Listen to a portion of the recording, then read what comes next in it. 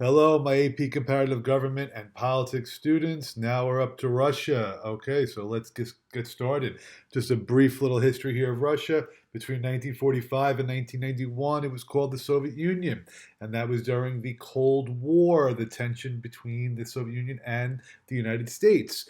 But the Soviet Union collapsed in 1991 and initially transitioned into what was called the Russian Federation. There were many questions that had to be answered as several of these former Soviet republics broke away to become independent nations. The first president was Boris Yeltsin. He tried to radically change the country into a democracy with free market economic principles. When you do this, it is called shock therapy. The new constitution for Russia was passed in 1993. The constitution gives legitimacy to the government. And then Putin became the acting president in 1999. He was then elected in 2000, and then he was re-elected in 2004. And then he took 4 years to be the prime minister, and then was re-elected in 2012 and re-elected in 2018, and I'll go through all that when I get to his slide. Today, Russia is considered an illiberal democracy. That means that they do have elections, they do vote for their officials, but civil liberties are restricted. And under Putin, Russia has become much more authoritarian, and there is a very strong presence of these very wealthy oligarchs who have tremendous influence in the government.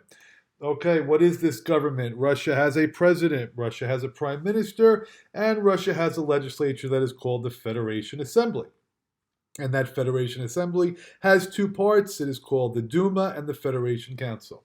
Russia also has a Supreme Court with 115 members, but the Supreme Court does not have the power of judicial review. It can only affirm or reject rulings from the lower courts. All right, here are the elections. So, President of Russia serves a 6-year term. Now, this was initially a 4-year term, but while he was prime minister, Putin had made sure that that got changed. So now you can serve 2 consecutive terms, which is what he did. Then he took 1 term off as prime minister. He kind of changed places with Dmitry Medvedev, and then came back to run for president for the next 2 consecutive terms. So that's 2012 and 2018. We'll all have to wait until 2024 to see what Putin decides to do then. The way the president is elected, it is a possibility of a 2-round model. So that means if nobody gets a majority, it's direct vote. But if nobody gets a majority in the first round, then the top 2 candidates get involved in a runoff election. I'm going to be honest, I don't think that's ever happened, but I'm not positive. All right, so what's this Duma? It has 450 members. Half of them are elected proportionally, and the other half are single-member districts, first past the post.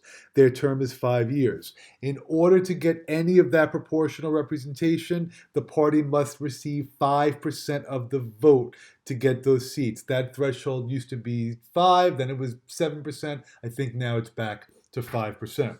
The other part of the Federation Assembly is the Federation Council. They have 170 members, 2 from each of the 85 federal districts in Russia, but they are not elected. They're basically appointed by Putin. Now, the prime minister is also nominated by Putin, but it must be approved by the Duma. However, if the Duma does not approve the prime minister after 3 votes, then the president, Putin, can dissolve the entire Duma. And Russia is considered a mixed presidential parliamentary system. It does have a president who's directly elected by the people, and there is a fixed election cycle. But because the Duma and the prime minister can basically be dissolved, that makes it somewhat of a parliamentary system. Okay, what are the powers of the Duma? It's just like the legislatures in most of the countries can make laws, pass bills, conduct votes of no confidence, debate issues, represent the people, and pass a budget.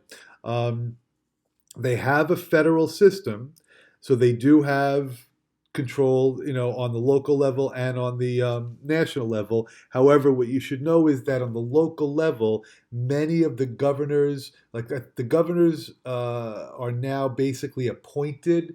They have these federal districts where they have these super governors. So another way that Putin has been able to consolidate his power. So federalism has been limited, and he really does try to suppress any idea of an area trying to secede from Russia, Chechnya being the most well known for that.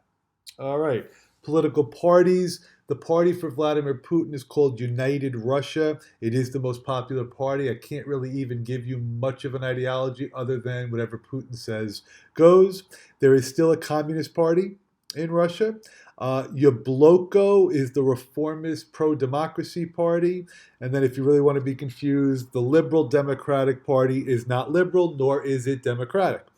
This is actually a party that wants the government to have economic control again, as it did in the Soviet era, and it's very ultra-nationalistic and authoritarian. All right, and a lot of candidates are actually prevented from running or intimidated against running, and they don't get the same access to the media. All right, so Putin is, as president, he can call for a referendum. They did this when they had to ratify the new constitution. They also did this once on voting on the status of Chechnya, but people said that that vote was basically rigged.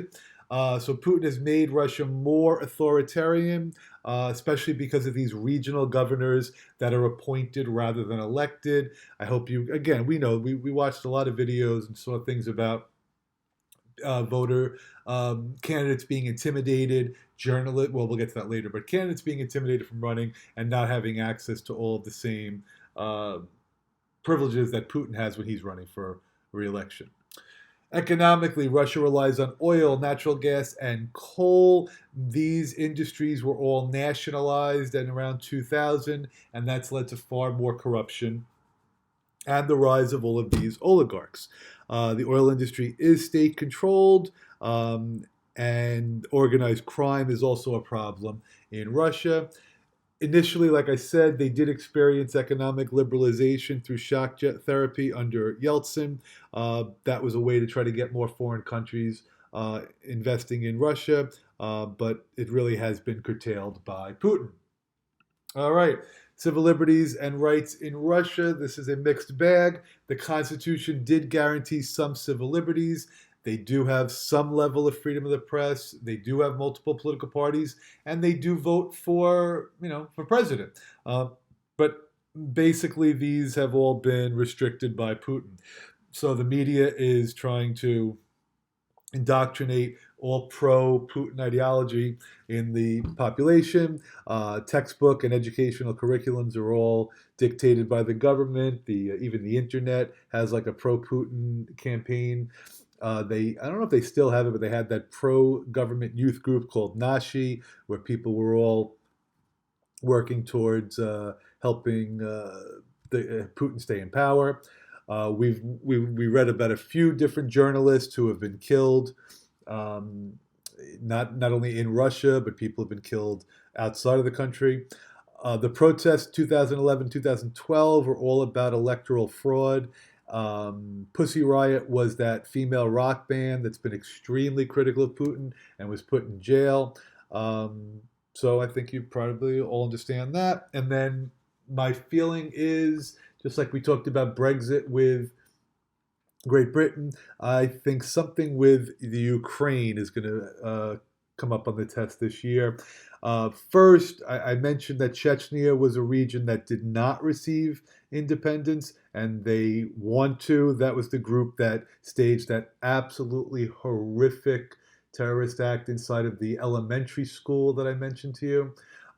But Ukraine is an area that did get independence when the Soviet Union collapsed. And now, more recently, relations between Russia and Ukraine are becoming incredibly tense.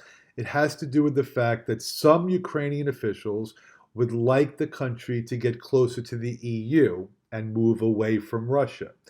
And Putin has not been happy with that. So one of the ways they responded was by occupying Crimea, which is a valuable resource area for Ukraine. and then it basically erupted in 2014 where over 10,000 people died. So I hope that that gives you a little summary of the conflict. All right, trying to keep these short and simple as we get close to the exam. I got 4 more to go, and I will get them done. All right, have a nice day.